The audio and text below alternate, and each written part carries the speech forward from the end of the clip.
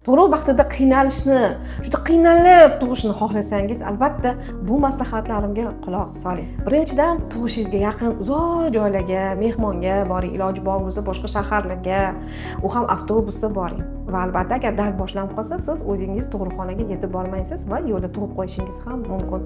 Yoki aksincha sizni boshqa tug'ruqxona qabul qilmasligi mumkin. Ikkinchidan, tug'ishga yaqin har doim hujjatlaringiz yoki uyda yotsin, yoki qayerdadir bir yo'qotib qo'ygan bo'lsangiz, u ham zo'r.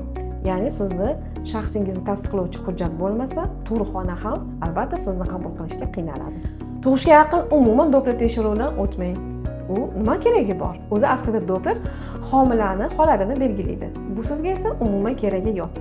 Tug'ruq jarayonida esa umuman ovqat yemang, suv ichmang. Nima qilasiz oson tug'ib?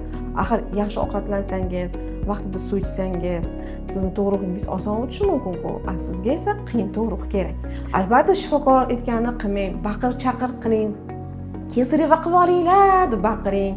Umuman vrach aytganini qilmang. Ko'rik vaqtida esa shifokorni bir tepib yuboring. Shunda sizda aniq qiyin tug'ruq o'tadi. Iloji bor bo'yicha tug'ishga yaqin juda ham ko'p uxlang, juda ham ko'p ovqat yeng. Shunda farzandingiz ham katta bo'ladi va siz albatta qiyin tug'asiz.